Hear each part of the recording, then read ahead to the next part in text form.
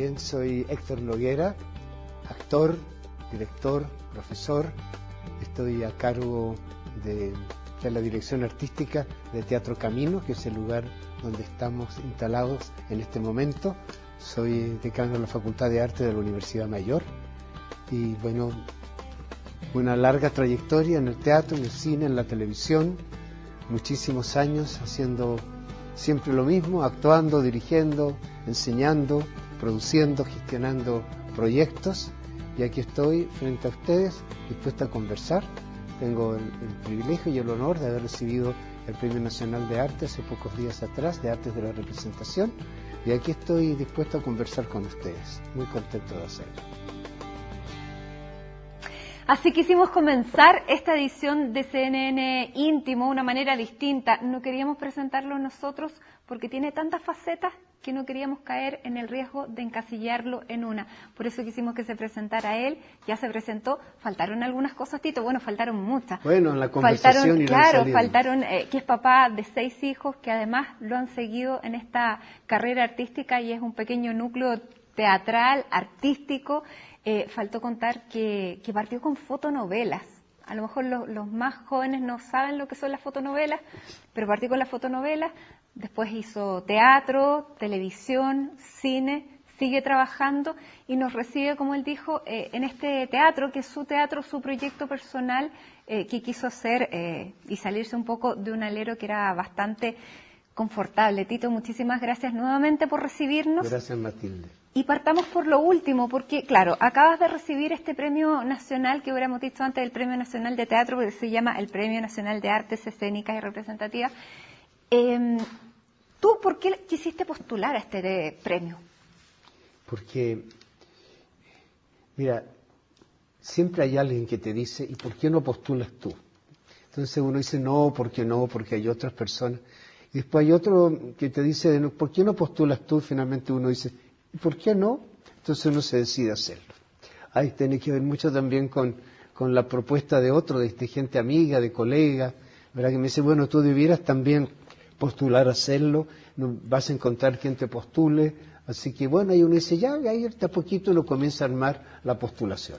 Y ganarlo, porque una cosa es postular y la otra es finalmente ganárselo. Claro. Bueno, yo no, fue mi cuarta postulación la que gané. No sé si tercera o cuarta, creo que la cuarta, sí, la cuarta la que gané. Sí, pero yo pensaba que existiendo este premio, que para darse exige ciertas condiciones, yo pensaba que yo cumplía las condiciones por lo menos para postular. Uh-huh. Y fue una tremenda alegría, me imagino. Sí, enorme, fue una alegría enorme. ¿Y ha sido generoso el gremio? Muy generoso, mira, uno tiene un poco de miedo, o sea, uno quiere ganarse los premios, por algo uno postula, es porque lo quiere ganar, pero también hay un poco de temor, porque uno dice, chuta, y si realmente uno recibe una andanada en contra, me preocupo por mi familia, por mis hijos, no lo vayan a pasar mal, bueno, y siempre uno tiene ese temor. Y ha pasado todo lo contrario, realmente he recibido un apoyo enorme, pero enorme. Y yo creo que lo más lindo del premio es si uno lo puede compartir felizmente con otros. Y entonces, que estén felices todos los amigos,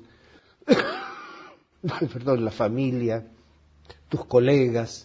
Eso hace feliz el premio. Uh-huh. Si no, no tiene gracia. ¿Y en qué momento lo recibes? Porque tú estás en plena creación, Tito. Sí, claro que sí.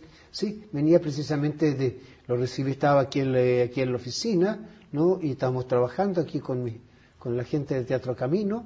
Y bueno, en ese momento estaba en una reunión con Alexis, que es el gerente del teatro, y el administrador general. Y de repente me llama un periodista y me dice, ¿sabes? Me dice, en este momento se está dirimiendo el premio. Yo estaba de lo más tranquilo, y dije, ¿por qué me llama a decirme una cosa así? Y claro, ya perdí la calma, ya me comencé a pasear por este corredor de arriba, y a qué hora, ahí ya me puse realmente ansioso, me puse como papá en maternidad ya, ¿no? Y te llama la ministra. Y de repente estamos en eso y me llama la ministra. Entonces realmente fue Tito, un impacto. ¿Y cómo es este Chile que te lo está entregando a nivel cultural? Mira, es curioso, ¿no? Porque yo creo que este Chile a nivel cultural, desde un punto de vista, del punto de vista de la creatividad de las personas y de la necesidad de la actividad cultural, es óptimo.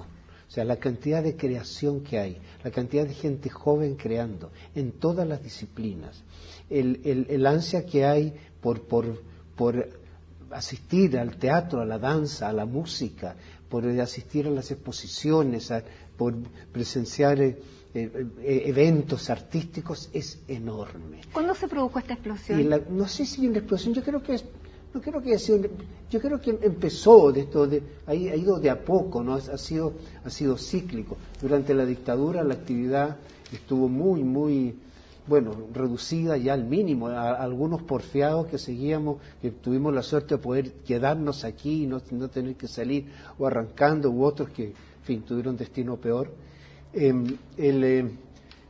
Pero después de eso, ¿no es cierto?, de a poquito comenzó a retomarse la confianza y hay una gran necesidad.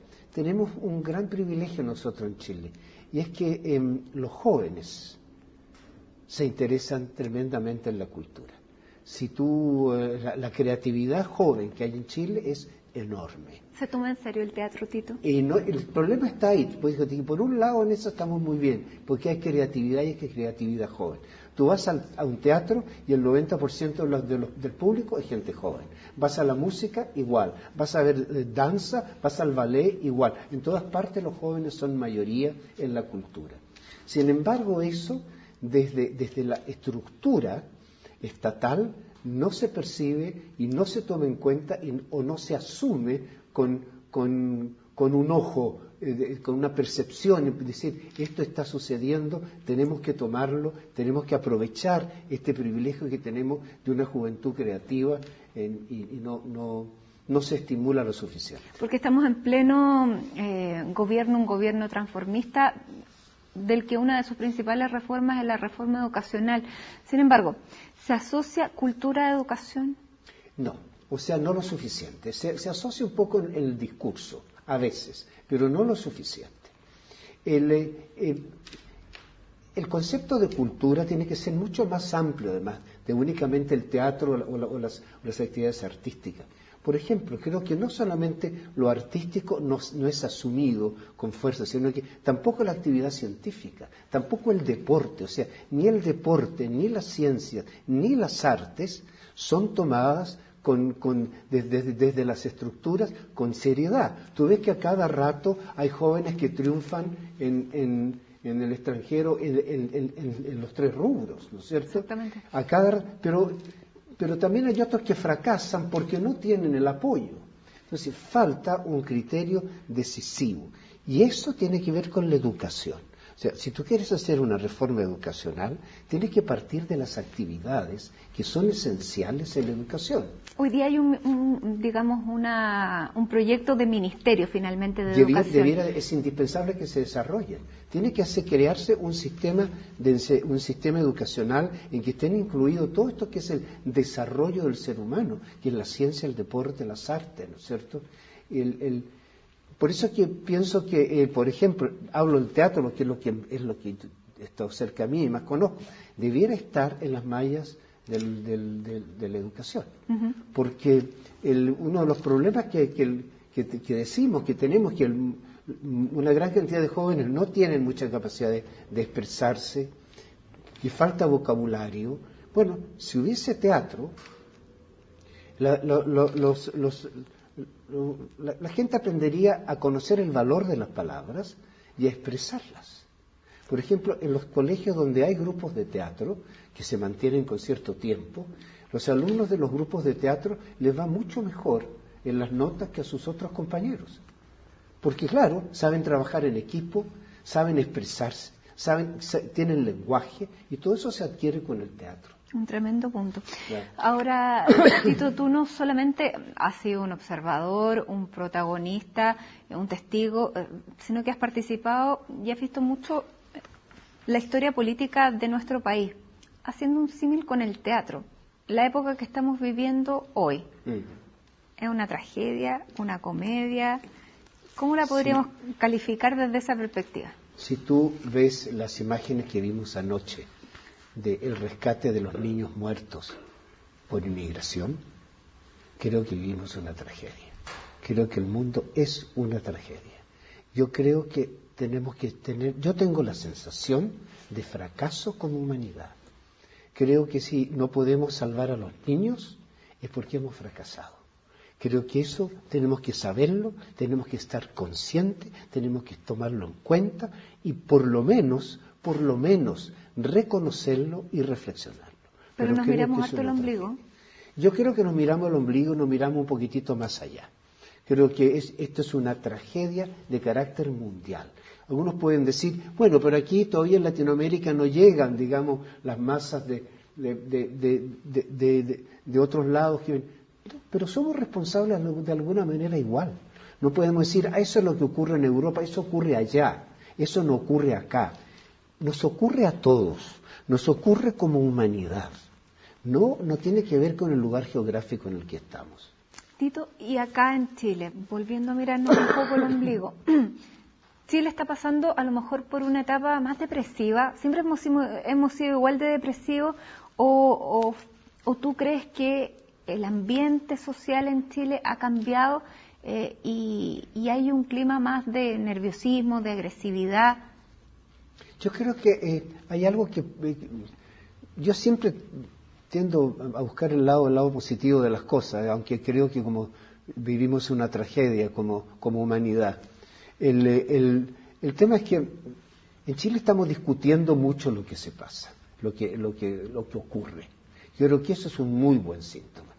Todo el tiempo estamos conscientes que las cosas no están bien, estamos tratando de mejorar, hay discusión. No creo que haya algo deprimido, porque si hubiese una sensación de depresión en Chile, no habría la discusión y la actividad, y también la rabia que hay porque las cosas no andan, ¿no es cierto? Cuando tú estás deprimido no sientes ni rabia, te da exactamente lo mismo, comer, no comer, enojarte, lo que le pasa al de al lado, te da lo mismo. Si a ti te importa lo que le pasa al de al lado, estás preocupado por ello, no estás deprimido, sino que de alguna manera tenemos una conciencia de lo que pasa y se discute. Y tú siempre has tenido conciencia y siempre te hemos visto muchas veces asociado por ejemplo, a la lucha por el regreso a la democracia, apoyaste a algunos candidatos siempre de la Concertación, Nueva Mayoría. ¿Cómo te sientes frente a ese grupo político? ¿Te sientes que perteneces, que todavía podríamos decir políticamente esa es mi casa, o te sientes un poco desilusionado? Hay una cosa que es bien fregada con esto de ser un artista, y es que uno siempre de alguna manera está mirando por la ventana, ¿ya? Uno siempre está observando lo que ocurre, porque de alguna manera la conducta humana es el material con que tú trabajas en el arte. Entonces a mí me preocupa. Yo no podría decir que ni la Nueva Mayoría ni nada es mi casa. No me siento en mi casa con ellos. Sí me dan ganas de apoyarlos y decirle, muchachos, hay una gran responsabilidad en ustedes para que las cosas anden bien. Pero no es mi casa, que es distinto, ¿ya? Sí quiero apoyar a la gente que quiere hacer los cambios. Eso sí. Y dentro, claro, de esta conciencia, yo no sé si es coincidente, pero me imagino que sí, tú estás trabajando ahora en una obra que se llama Cordillera. Cordillera. En el que tú vas, bueno, la obra a grandes rasgos se trata del traslado de los reclusos que estaban en el penal Cordillera, que cerró Sebastián Piñera y los trasladó a Punta Peuco, y la obra recrea este traslado, y tú eres Miguel Krasnov. Sí. ¿Cómo fue interpretar a eso y qué juicio de valor haces tú frente a un personaje o no lo haces? No lo hago. Ninguno de los actores hacemos un juicio de valor sobre nuestros personajes. Ni con estos personajes, por malvados que sean, que lo son, ni con otro tipo de personajes. Los actores exploramos el alma humana, los actores exploramos la conducta humana. Nosotros, esta obra no es un juicio a estos militares, porque el juicio ya está hecho. El juicio ya lo hizo la justicia y la ciudadanía. y están presos, y todo el mundo está de acuerdo en que están bien presos, ¿verdad? Entonces no es un juicio más, tampoco es una acusación más, porque las acusaciones también están y todo el mundo lo conoce, y no se trata de añadir más datos sobre su historial, porque eso está también en alguna parte.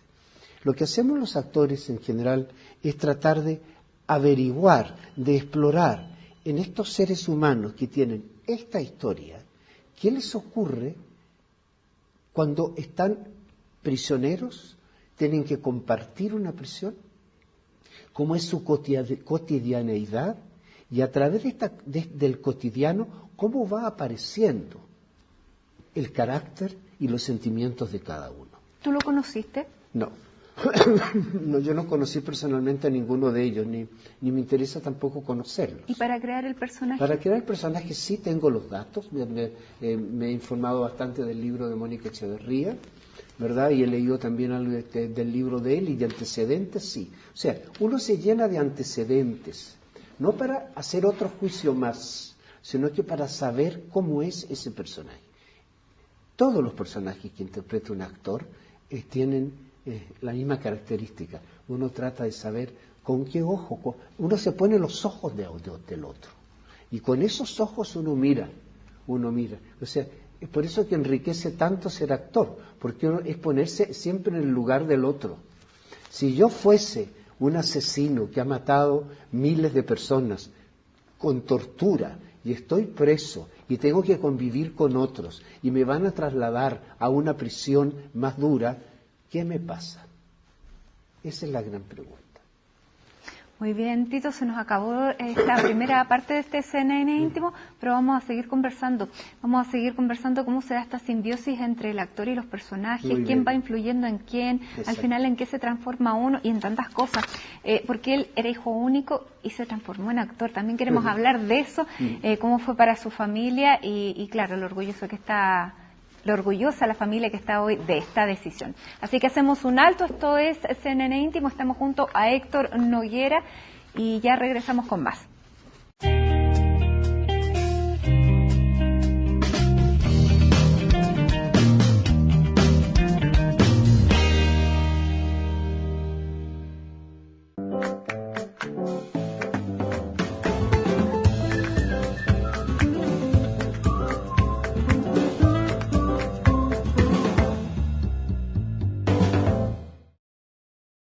Esto es CNN Íntimo y seguimos conversando junto a Héctor Noguera. Estamos en su teatro, el Teatro Camino, su casa, aquí nos recibe y aquí seguimos conversando.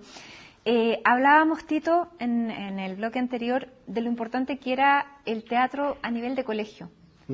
¿Tú ahí descubriste el teatro? Sí. ¿En el San Ignacio? Yo descubrí en realidad el teatro antes, porque cuando mi padre murió cuando yo era muy chiquito, tenía 2 años y 8 meses, y una prima mayor, un poco algo mayor que yo, no sé, del cual yo estaba profundamente enamorado, me iba a buscar todos los domingos y me llevaba al teatro donde yo era muy niño, y me producía una fascinación enorme. Y cuando llegaba a la casa trataba de reproducir lo que veía para mis cumpleaños, armaba obras de teatro, lo que sea.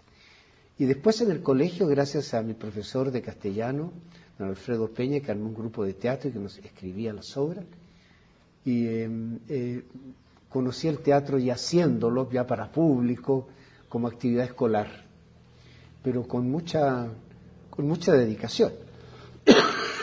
No era así el ratito libre, no, yo le dedicaba mucho tiempo, y para mí era una actividad importantísima. ¿Y ahí decidiste que querías ser actor?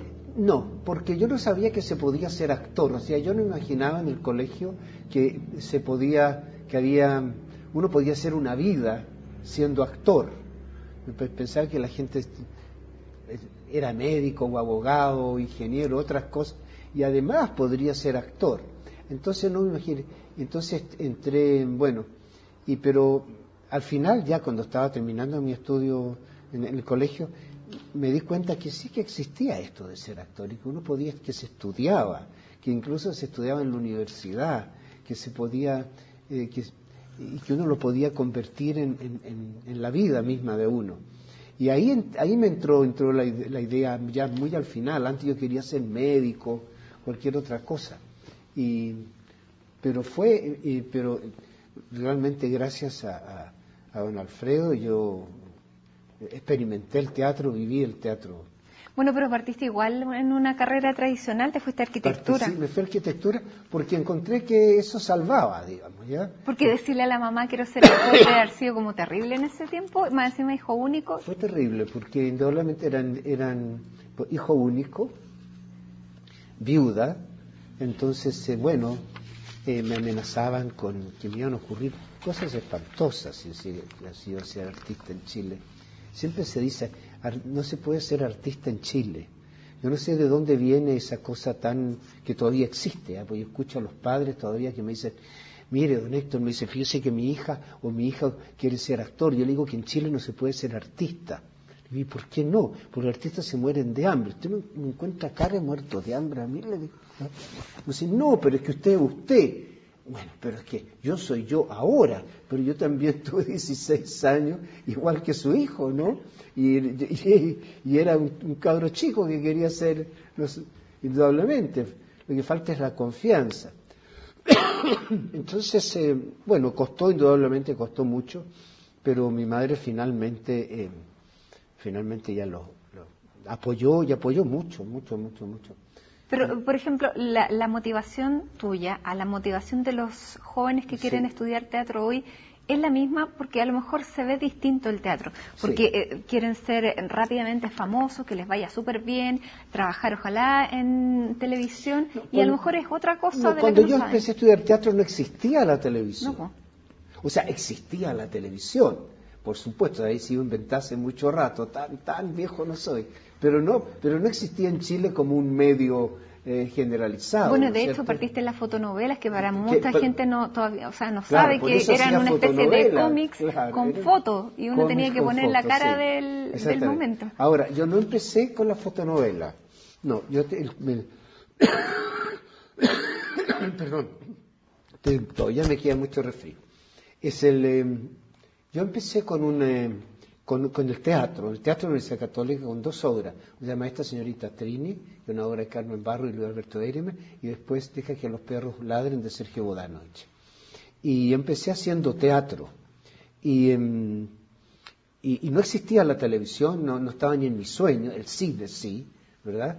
Pero también estaba lejos del sueño de cada uno. La industria chilena del cine era muy, muy, muy escasa. Claro. Entonces, ahí, cuando se estrenó Deja que los perros ladren, un productor de cine, don Guido Vallejo, decidió hacer una película de eso. Y entonces me llamó a mí para hacer la película, y como era el joven de la película, decidió que me tenía que hacer conocido, y él importó la fotonovela que se hacía en Argentina para dar a conocer mi persona. Bueno, ahí tu mamá ya estaba más contenta, ¿no? Ahí mi mamá ya estaba más contenta, sí. ¿Qué significó no tener papá? Mucho no tener papá. Pero uno se acostumbra porque cree que es así, ¿o no? Uno no se acostumbra. No, yo nunca me he acostumbrado a no tener papá. Siempre he echado de menos no tener papá. Y no digo, bueno, es así, no tengo idea de lo que es tener papá. No, siempre he echado de menos. Bueno, porque yo veo que la mayoría de las personas tienen papá. ¿Y tú te acuerdas de tu papá? Yo me acuerdo de mi papá. Pero tenía 2 años, 8 meses. Sí, 2 años, 8 meses, pero tengo recuerdos de mi papá, ¿sí? Son pequeños recuerdos, pequeñas imágenes, pero las tengo y las guardo como un tesoro realmente, ¿no? Como un gran tesoro. Y yo me acuerdo que por mucho tiempo, el recuerdo de mi papá y la necesidad de mi papá de niño estuvo siempre presente. Por ejemplo, cuando de repente me veían, hacer cualquier actividad del día, caminar, correr, jugar, hablar o decir cosas, mis tías, mis tíos decían, pero si es igual a Tito, decían por mi papá, pero si es igual a Tito. Entonces, ese si es igual a Tito, para mí era lo mejor que me podían decir, que yo era igual a mi papá, un papá que yo apenas conocía, y me esmeraba en repetir esos gestos que mis parientes decían que así era mi papá. ¿Y cómo eres tú como esa era papá? mi primera actuación, ¿no? Tratar de imitar sus gestos. Decía, una manera de caminar con los brazos atrás, una manera de mirar, una manera de reírse. Y yo imitaba eso, ¿ya? porque así vivía mi papá en mí. Claro, y es curioso porque tú no lo viste nunca. No, nunca lo vi, pero escuché sus comentarios, Claro. hacía vivir su imagen en mí, pero me acordaba de él y me sigo acordando. Y así está presente. Tito, ¿y cómo eres tú como papá? Yo como papá, difícil eso, ¿ah? Porque, claro, con esta presencia, ausencia tan grande, me imagino que la carga de ser papá para ti es distinta. Mira, nunca lo tomé como carga, y te lo digo de verdad, no para salir bien en la foto, sino que la verdad es que nunca lo tomé como ¿O carga. esta responsabilidad es distinta? Yo no. Yo te puedo decir de lo que siento siendo papá. A mí me emociona tremendamente ser papá. Me emociona que me digan papá. Me emociona el cariño de mis hijos con el papá. Me emociona la relación. Nunca tuve la responsabilidad especial, nunca lo tomé ni como una carga ni como una responsabilidad. Siempre lo he vivido con goce, con mucho goce y con mucha admiración por mis hijos. Y eso también te lo digo de verdad. Yo los admiro profundamente. Creo que son, en primer lugar, ellos están todos en el arte. Creo que son grandes artistas. Yo soy bastante estudioso, bastante concentrado en mi trabajo artístico, bastante riguroso, pero mis hijos se pasaron. Y vamos a hablar de eso, pero hay una cosa que me llama la atención, porque en tus biografías, en tus entrevistas, yo siempre te he escuchado decir que tus hijos son 6, y revisando, sí, son 6, pero tú perdiste una hija. Sí, Claudita. De pocos días, no, horas. Horas. Vivió 7 horas. Vivió 7 horas. ¿Cómo es perder un hijo, Tito? Terrible, ¿qué quieres que te diga? Terrible, sobre todo cuando tienes el encargo de comunicarle a la madre, ¿no es cierto?, que es tu mujer, a quien tú amas. ¿Y era la primera hija de ustedes? Era nuestra primera hija, mía con Claudia, comunicarle de que había muerto, entonces que ya no estaba, ¿no? Entonces eso es muy duro, es muy terrible, es algo que uno no se borra más. Yo podría, a pesar que ha pasado tantos años, creo que uno no olvida ni el más mínimo detalle.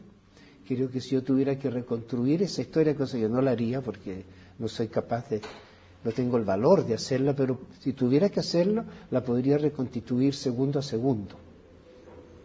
Así es de fuerte. Y que acompaña siempre. Pero ella te acompaña como los demás, pero tus hijos, de los que hablábamos, tienen esta pequeña cofradía teatral. Sí. ¿Tu casa siempre fue muy entretenida? Sí, siempre. Porque está, bueno, Amparo, que es la más conocida de los hijos de tu primer matrimonio, que son dos mujeres, y después vienen los de Claudia, que todos son artistas también, y son 5, unos escriben, dirigen, actúan también. ¿Eso es un orgullo para ti? Es un orgullo. Debo confesarlo, es un orgullo, y creo que se me nota ampliamente. Se me nota mucho, y mis hijos saben que se me notan, y mis hijos saben que yo estoy orgulloso de ellos. No, se los digo, pero aunque no se los dijera, tampoco se los digo a cada rato, ¿ya? Pero ellos lo saben profundamente. Y además trabajan juntos. Trabajamos juntos, trabajamos mucho juntos. Es raro la producción teatral o en el cine o en la televisión que no esté por lo menos alguno de ellos. ¿Hiciste Electra con la Amparo? Sí, infamante Electra. Sí. Sí. Y eso debe haber sido difícil porque también, claro, eres el papá y eres el papá biológico y está esta carga sensual, sexual. ¿Cómo fue? Bueno, eso lo dirigió Raúl Ruiz, que es un director genial. Mira, fue fácil, porque el director lo hizo fácil y porque nunca nos puso en una situación incómoda, ¿no es cierto? Yo no haría en escena no haría nada que me fuera incómodo, porque por ser una hija, ¿no? No, yo creo que fue llevado eso por el director con mucha prudencia y no pasamos ningún momento de tensión ni mal rato, por el contrario, fue muy grato el trabajo. Tito, aparte del arte, cuando estás con tu familia, cuando te relajas, ¿eres gozador? ¿Cómo eres? Sí, yo creo que sí. Yo disfruto harto. Yo disfruto de mi trabajo, disfruto del deporte, de las actividades que hago, disfruto de los amigos. Mis amigos están siempre relacionados con el teatro, creo que la mayoría de ellos, ¿no? Y dicen que eres volado. yo soy bueno, sí. ¿Sí? No, mentiras, son calumnias, No. puras mentiras. Pero que te va fácil. Sí. Así dicen, yo les digo que son unos mentirosos. Ah, ¿sí? ya, vamos a decirle que son mentirosos. Ya. Pero eres de amigo. ¿Y qué te gusta hacer? ¿Qué me gusta hacer? ¿Cómo que me gusta hacer? Cuando te relajas, ¿qué te gusta salir a correr? Ah, ¿Te que gusta me gusta nadar? hacer. ¿Te gusta Sí, qué? me gusta salir, me gusta mucho hacer deporte, sí. Me gusta leer, leo mucho, leo lo que más puedo. Quisiera leer mucho más, pero siempre como tengo muchas tareas artísticas, la mayoría de lo que leo está relacionado con el trabajo. De repente echo de menos tener más libertad para tener lecturas más amplias, pero lo hago también. Bueno, esto con, no es con mi una... familia, con los hijos, bueno, lo que hacemos todos, familia, amigos, hijos, deporte, lectura, entretención, de todo. Me da como casi vergüenza preguntarte, pero tienes 78 años. Sí. ¿Cómo haces para mantener la facha? Bueno, hago harto deporte. ¿Ya? Sí, hago deporte. Y bueno, hay también algo, yo creo que tiene que ver con genes, ¿no es cierto? Porque, claro, en general, en mi familia, en general son todos flacos, ¿no es cierto? No hay gente, y yo creo que más o menos tengo el físico de la mayoría, las características físicas de la mayoría de mi familia. Pero además me cuido. Ah, sí, me cuido. No es gratis. No, Nada es gratis, a ver. Me cuido, claro que sí. Por ejemplo. Por ejemplo, bueno, practico deporte diariamente. ¿Qué cosa? Hago natación y Bikram. Ahora Bikram lo tengo suspendido un tiempo porque me operaron de una hernia, así que me tengo que dar un tiempo, pero después voy a... Bikram es yoga en temperatura... ya. Y hago natación. Y eso lo hago 5 veces a la semana, o sea, de a veces 6. Hay trabajo. O sea, hay trabajo. Me preocupo de lo que como, no hago régimen. Ya. Como de todo, pero no me patacheo así, no, como y duermo, o sea, me cuido, como se debe cuidar, creo que toda persona, cuidar su sueño, cuidar su comida, cuidar su descanso, cuidar la actividad física. ¿Cómo entrenas la memoria, Tito? Porque me llama una cosa la atención. Tú eres un actor que trabaja mucho el monólogo. Sí. Y cuando uno trabaja un monólogo, no tiene al compañero al lado que de repente a uno se le olvida una línea y lo tratan de ayudar. Acá estás solo y no se te puede ir nada. O sea, me imagino que es agotador, pero me imagino que tiene que tener una técnica. Mira, no es una técnica mecánica. No tengo ninguna técnica mecánica. Técnica que tengo, si es que uno lo puede llamar técnica, es comprender el texto, hacer un estudio del texto. Yo voy leyendo las obras, voy entendiéndolas, voy queriendo saber qué dice el personaje, por qué lo dice, qué siente en ese momento de lo que está diciendo, a quién se lo dirige, aunque no hay otra persona, puede ser un ser imaginario, puede ser a un recuerdo, puede ser al público, puede ser a un objeto, pero se trata de ir desentrañando el sentido del texto. Yo no memorizo las palabras, sino que las palabras y digo las mismas del texto, no improviso. Pero esas palabras poco a poco se van sumando a esta red de acciones físicas, ¿verdad? De sentimientos del personaje, de emociones. Las acciones físicas son muy importantes. Yo sé que si tengo que tomar una taza de té, acercarla y no sé, echarle leche, ahí va con tal texto, ¿no? ¿Y por qué dice eso en que ese momento? Es un estudio del texto. Un estudio perfecto.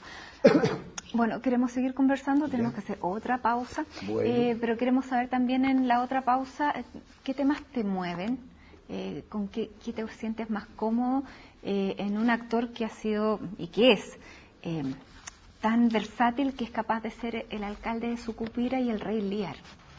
Así que, bueno, vamos a ver cómo se hace. Hacemos esta última pausa aquí en CNN Íntimo y seguimos conversando con Tito Noguera.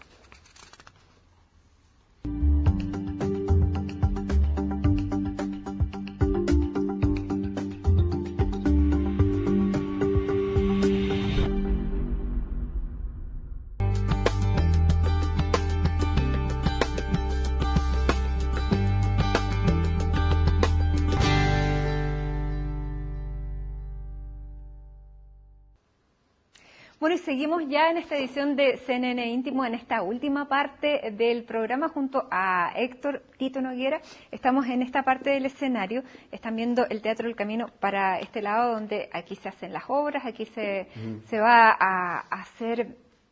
¿Qué es lo que se va a hacer en la próxima obra? En la próxima obra acá es Sueño de una noche de verano, de William Shakespeare. Que es un clásico tuyo, además. En una versión muy, muy especial y muy hermosa, de dos grandes versificadores populares, que es Luis Guillermo Villalobos y Manuel Sánchez, que se va a hacer todo en décimas populares. Shakespeare en décimas populares. Así es. Interesante.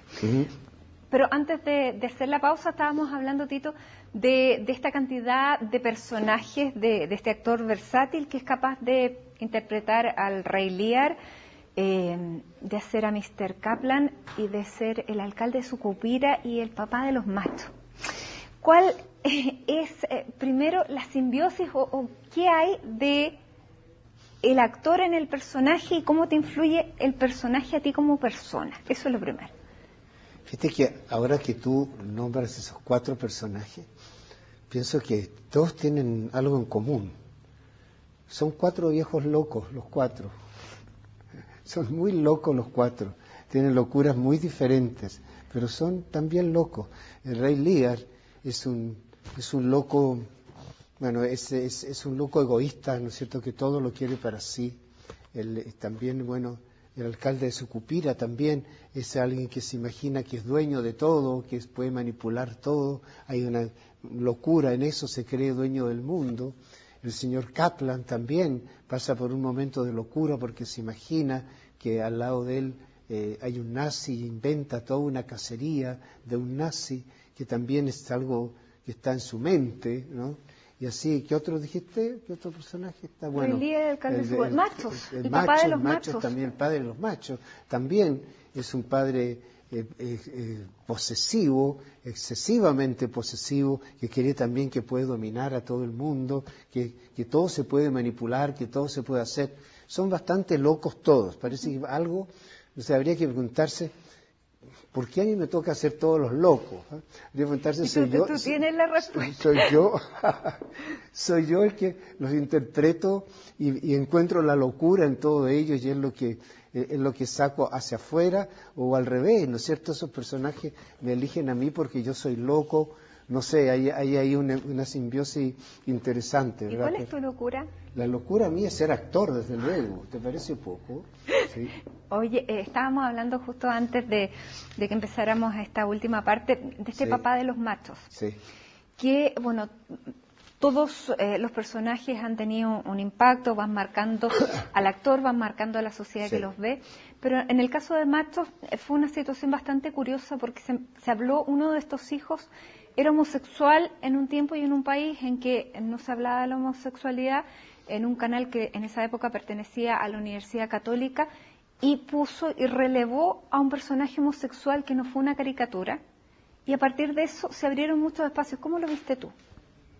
Qué bueno lo que tú me dices. Realmente me alegra mucho que haya servido la teleserie. Yo creo que sirvió en muchos aspectos, ¿no? Pero que se haya servido en ese tema, en abrir el criterio de las personas, en ver a un personaje homosexual no como una caricatura, ni como el malo, ni como el ridículo, sino que realmente como una persona respetable. Creo que si contribuyo en eso, me parece muy, muy importante, muy importante. Qué bueno saber que a lo mejor ayudamos a abrir la mente de las personas. ¿Tú mismo has interpretado personajes homosexuales? Sí, también, por ejemplo, en la película El Regalo, también, sí. Pero ahí, ¿qué prima? ¿Prima el personaje porque la homosexualidad es un dato más o es lo importante en eso? Para mí es un dato más, la verdad, ¿ya? No se trata de interpretar a un homosexual, porque hay tantos homosexuales como personas homosexuales. Entonces no hay una forma, no hay una manera de ser homosexual. Hay tantas maneras como personas son homosexuales. Entonces yo creo que lo más importante es la persona, es lo que siente la persona. Creo que los actores siempre hacemos eso, ¿no? Nosotros exploramos en el alma de las personas, no lo juzgamos, no hablamos ni bien ni mal de ello. Cuando uno hace eso, es siempre una interpretación unilateral, es siempre maqueta y nunca le sirve a nadie. Si el actor que hace ese personaje, por ejemplo, si Felipe Brown lo hubiese hecho como una caricatura, no habría aportado nada. Ese aporte que tú notas no habría existido, porque habría sido una caricatura. Pero el momento que él lo toma con respeto, ahí sí se produce un fenómeno importante, un fenómeno social. Dentro de los personajes, bueno, el alcalde de Sucupira hablaba de este político. Hoy día los políticos también desprestigiados, también tenía una parte de desprestigio este alcalde. Sí. Pero quiero que hablemos del último personaje que hiciste en el cine y que ha tenido un impacto grande, pero ha tenido un impacto afuera. Tú has recibido 3 premios como mejor actor en festivales de cine internacional en Europa. Y este Mr. Kaplan es un judío. ¿Cómo fue la experiencia de hacer este personaje y qué impacto ha tenido esta película? El impacto de la película ha sido enorme. Se está dando se acaba de dar en hacer una larga temporada en Alemania, en más de 90 cines. Yo estuve recorriendo más de 10 ciudades en Alemania, inaugurando las temporadas, con una publicidad enorme en las calles, en todos lados. El otro día me llegaron 300 páginas de prensa escrita sobre la película solamente en Alemania. Ahora se está dando en Suiza, estuvo 20 semanas en Brasil, en Colombia estuvo 18 semanas. En fin, ha tenido una distribución en muchos países, más de 25, 26 países la han comprado, cines comerciales, y también en más de 40 festivales ha recibido muchos premios. Y así que yo me siento muy, muy orgulloso, muy feliz de hacerla. Ahora, me hacen feliz los premios y la gran difusión, pero si no, también habría estado feliz porque creo que es una gran película y estoy muy orgulloso de haber hecho ese papel. Ahora este es un judío que se viene a América Latina. América Latina. Que claro, eso pasó en repetidas oportunidades. Pero ¿por qué tú crees que tuvo tanto éxito en Alemania, donde todavía es un dolor tan presente el tema del nazismo? Yo creo que para los alemanes resultó interesante saber cómo el cine latinoamericano, un latinoamericano como es Álvaro Brechner, director uruguayo, tomaba el nazismo, siendo él un judío también, ¿ya? Entonces, ¿cómo tomaba el nazismo? O sea, ¿cuál es la importancia, la influencia? ¿Qué se sabe en Latinoamérica del nazismo? ¿Qué se sabe de todo esto y cómo influye en la gente? Entonces, eso creo que le dio una gran fuerza y una gran curiosidad a los alemanes por presentarla, por ver cómo era tratado el tema, un tema que es tan de ellos. Que están de ellos. Tito, de estos personajes que hemos hablado, probablemente no, claro, para ti incluso va a ser difícil acordarte de todos, son muchísimos, pero ¿tienes algún personaje que sea tu preferido, que tú en él te sientas súper cómodo? Bueno, debo decirte que si se trata de cine, indudablemente es Kaplan, ¿eh?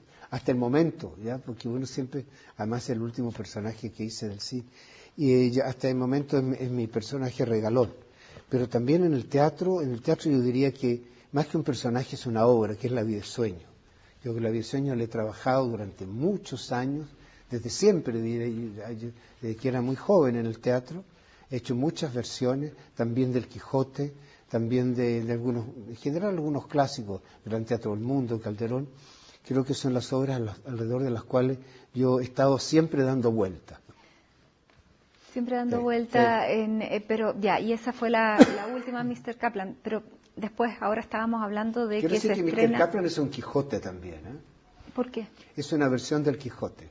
Lamentablemente aquí no hemos tenido la oportunidad de verla tanto, así que nos va a tener que explicar. Sí, es una versión del Quijote, porque se trata de un señor mayor que ya está en la casa, que está en su casa muy y ya esperando la muerte, que están los primeros signos de su deterioro físico, y se da cuenta que ya tiene 76 años y que no ha hecho nada por los demás ni por el mundo, y tiene ganas de enfrentar una aventura que justifique su vida y hacer algo por los demás. Y es así como sabe de un nazi que está en la cercanía, en una playa por ahí cercana, y él ha estado siempre muy interiorizado en toda la cacería de Eichmann, que fue un judío que se refugió en Argentina, que fue apresado y juzgado en Israel. Y esta aventura de Eichmann y la cacería de Eichmann, a él le apasiona, como a Don Quijote los libros de caballería. Y él también quiere ser un cazador de nazis. Y así él crea y se inventa esta fantasía de un nazi.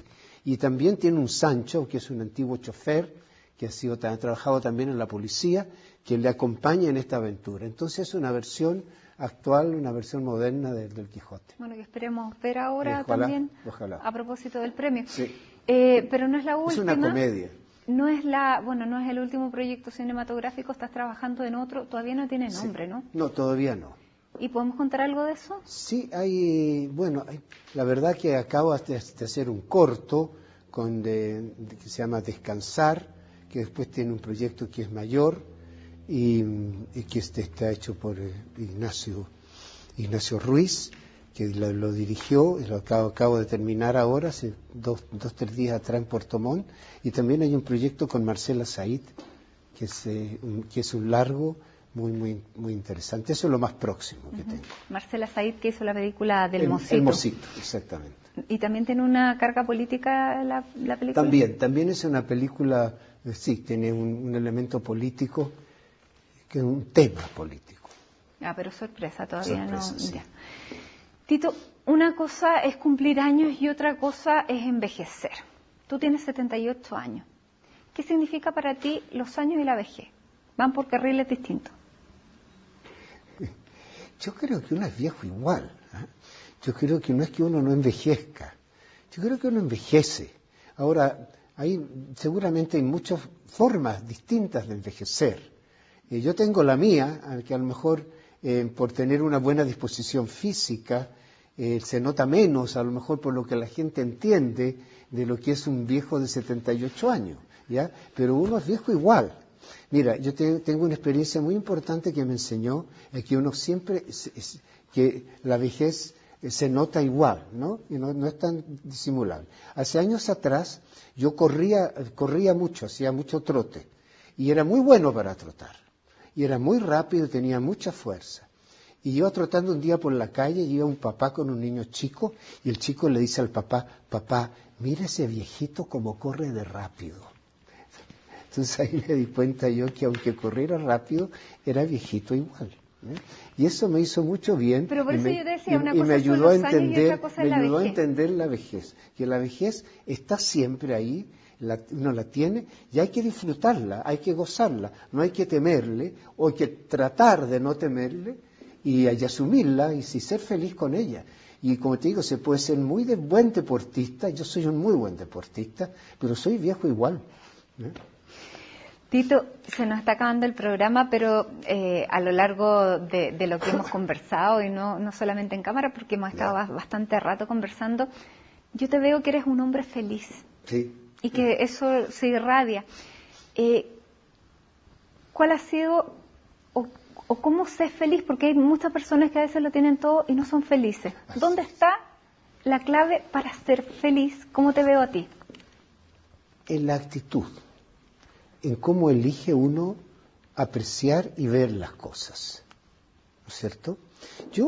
Depende cómo veas, cómo sientas y veas tú las cosas. Cualquier cosa uno la puede contar o vivir en la más negra o en la mejor, ¿no es cierto? O sea, yo puedo hacer un viaje a algún lado y llegar con un cuento terrible, decir, mira, fue espantoso, yo sentí un frío horrible, además me resfrié, además, no sé, había una señora sumamente antipática que no sé, que me jodió el viaje, que me tocó al lado en el avión, lo que tú quieras, y tú puedes contarlo todo lo contrario, y también es cierto. También es cierto que estuviste en otro lado, también es cierto que conociste gente estupenda, que te divertiste, que te reíste, que aprendiste, que pensaste cosas. Las dos cosas son verdad. la cosa es qué eliges tú para vivir, con qué te quedas. Héctor Noguera, muchísimas gracias por habernos recibido aquí en tu casa, que es tu teatro, por haber compartido con nosotros la trayectoria, la vida, las intimidades también. Así que te queremos dar las gracias a nombre de todo el equipo que hacemos en Nene Íntimo y también del público que nos está viendo. Así que muchísimas gracias. Muchas gracias a ti. Me hablas de la felicidad. Para mí es una felicidad estar aquí y recibirlo a todos ustedes y tener esta conversación tan bonita que hemos tenido esta mañana, así con un lindo sol, y aquí en Teatro Camino. Muchas gracias. Gracias a ti, gracias también a ustedes por habernos acompañado en este capítulo, en esta semana. Como siempre, los dejo invitados para dentro de 7 días más. Muchas gracias. Bien.